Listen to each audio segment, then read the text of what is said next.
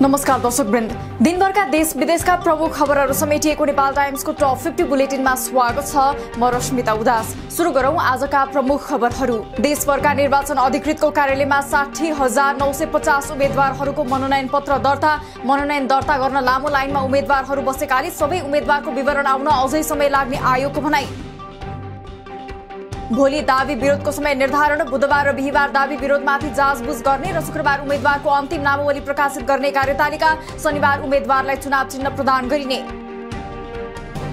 निर्वाचन आयोगले मंगलबारदेखि मतपत्र ढुवानी सुरु गर्ने। 80% मतपत्र छपाईको काम सकिएको र बाँकी छपाई जारी रहेको आयोगको भनाई। हालसम्म 68 जिल्लाका लागि 1,54,83,000 मतपत्र छपाई सकियो।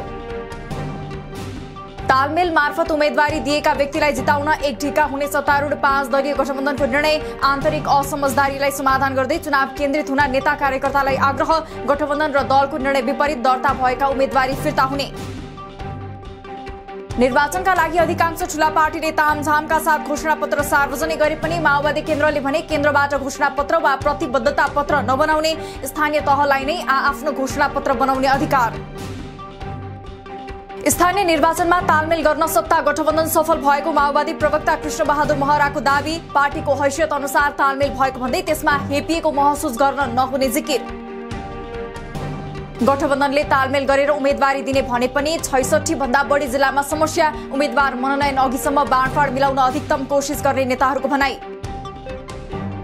विराटनगरको मेयरका लागि कांग्रेस र एमालेले उम्मेद्वारको टुङ्गो लगाए। लामो सखसपछि कांग्रेसबाट नागेश कोइरालाले टिकट पाउँदा एमालेले मेयरमा सागर थापा र उपमेयरमा शिल्पा कार्कीलाई उम्मेद्वार बनायो। राप्रपाबाट प्रहलाद शाह उठे। उमेश यादवले दिए स्वतन्त्र उम्मेदवारी।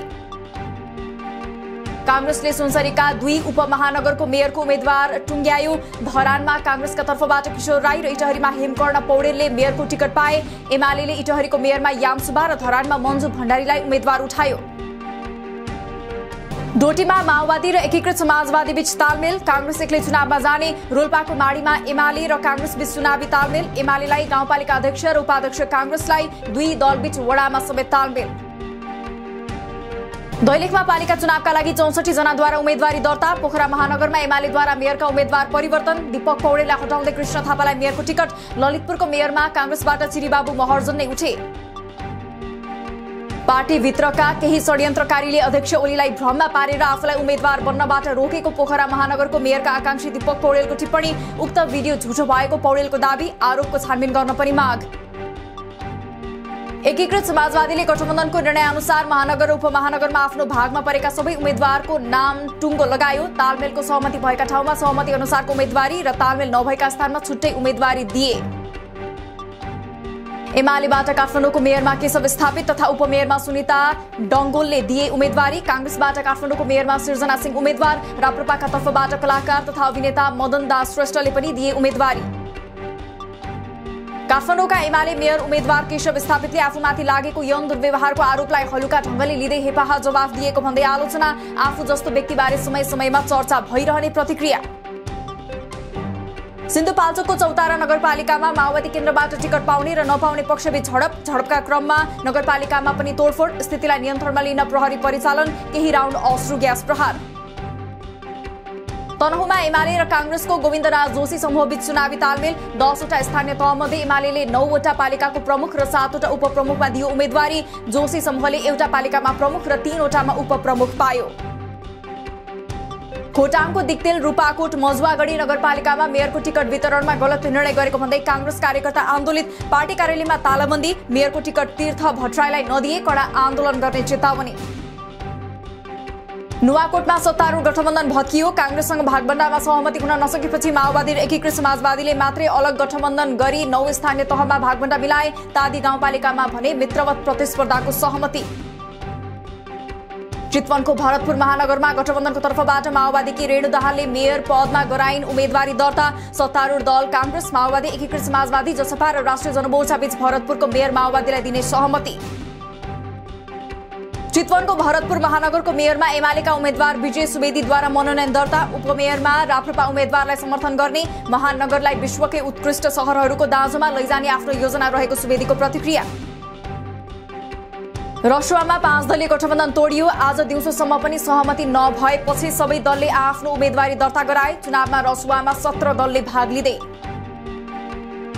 धनगढी उपमहानगरमा मेयरसहित 11 वडा अध्यक्ष फेरि दोहोरिएर उम्मेद्वार बने। निर्वाचित भएर एक कार्यकाल सम्हालेका मेयर नृप बर्ड सहित 3 दलीय गठबन्धनबाट वडा अध्यक्षका उम्मेद्वार दोहोरिए। कांग्रेसबाट गोर्खा नगरपालिकाको मेयरको टिकट पाएका उम्मेद्वार विश्वदेव श्रेष्ठमाथि कांग्रेसकै केही कार्यकर्ताद्वारा हातपात। मेयरका लागि टिकट लिएर फर्केका श्रेष्ठलाई जिल्ला सदरमुकामको एक फोटो स्टुडियोमा कुटपिट। कास्कीको रूपा गाउँपालिकामा कांग्रेस कार्यकर्ताद्वारा आफ्नै उम्मेद्वारलाई मनोनयन दर्ता गर्नबाट रोक। निरन्तर अवरोधपछि अन्तिम समयमा उम्मेद्वार परिवर्तन। आनन्द सुवेदीलाई हटाएर अध्यक्षमा गिमाया गुरुङ र उपाध्यक्षमा नारायण श्रेष्ठलाई टिकट। वीरगञ्जमा एमाले र लोसपाबीच चुनावी तालमेल। वीरगञ्जको मेयरमा एमालेबाट विजय कुमार सरावगीको उम्मेदवारी दर्ता। उपमेयरमा लोसपाबाट पुरुषोत्तम लाल झाले दिए उम्मेदवारी। नेपालमा आज 47 से बढीमा गरिएको परीक्षणमा 21 जनामा कोरोना पुष्टि। आजै 17 जना डिस्चार्ज, मृतक 0। हाल देशभर 271 जना सक्रिय संक्रमित। नेपालमा प्रत्येक वर्ष 3000 बढीको मृगौला फेल हुँदै। सातै प्रदेशमा उपचार केन्द्र स्थापना गर्न सके। मृगौला र कलेजोको उपचारमा मात्र वार्षिक 2 अर्ब बढी विदेशी नबाट रोकिने शहीद धर्मभक्त राष्ट्रिय प्रत्यारोपण केन्द्रको दावी। सामुदायिक विद्यालयमा अध्ययनरत विद्यार्थीहरूलाई तेस्रो पटक विपन्न लक्षित छात्रवृत्ति फारम भर्न शिक्षा स्रोत विकास केन्द्रको अनुरोध। पीएमटी फारम भर्न आगामी वैशाख 31 गतेसम्मका लागि पुनः म्याद थप। गत चैतमा रोजगारीका लागि विदेशी नै नेपाली श्रमिकको संख्यामा केही वृद्धि। वैदेशिक रोजगार विभागका अनुसार चैतमा 55,523 नेपाली रोजगारीका लागि विदेश गए। अहिले पनि कतार, साउदी र युएईमा जानेहरूको संख्या धेरै। 6,41,000 नगदसहित झापा, सुनसरी र मोरङका 7 जुवाडी। मोरङको ग्रामथान गाउँपालिका 4 कटहराबाट पक्राउ। सो स्थानमा 1 वर्षदेखि नियमित जुवाको खाल सञ्चालन गरिएको सूचना पाए पनि पटक पटकको प्रयासपछि जुवाडीहरू पक्राउ। काठमाडौँमा श्रीमानले आगो लगाएर जलाउँदा घाइते भएकी अस्मिता चौधरीको उपचारको क्रममा मृत्यु। ज्यान मार्ने उद्योगमा पूर्वपक्षका लागि थुनामा रहेका श्रीमान प्रवीण चौधरीमाथि थप अनुसन्धान अघि बढ्यो। नेपाल भारत सीमा क्षेत्र रूपडियामा 1.5 करोड नेपाली रुपैयाँ बराबरको 2 किलो 900 ग्राम चरेसहित एक नेपाली पक्राउ। भारतीय सीमा क्षेत्र पचपकडी गाउँमा चेक जाँचका क्रममा बर्दियाका छविलाल देवकोटा चरेसहित प्रहरी नियन्त्रणमा। गोली र नक्कली सुनसहित विभिन्न सामानहरू बरामद घटनाका फरार 2 अभियुक्त काठमाडौँबाट पक्राउ। पक्राउ परेकाहरूलाई 5 दिनको म्याद थप गरी थप अनुसन्धान जारी। गोर्खा भूकम्पको 7औं स्मृति दिवस आज विविध कार्यक्रममा आयोजना गरी मनाइयो। भूकम्पले ध्वस्त बनाएका कैयौं संरचना पुनर्निर्माण भए पनि पुनर्निर्माणको कामहरू अझै सम्पन्न हुन बाँकी। हाल प्रदेश 1 मा आंशिक बदली हुँदा बाँकी भूभागमा मौसम सफा। प्रदेश 1 र गण्डकी प्रदेशको पहाडी भूभागका केही स्थानमा मेघ गर्जन चट्याङसहित हल्का वर्षाको सम्भावना। तराई तथा चुरे क्षेत्रमा तापक्रम बढ्दो।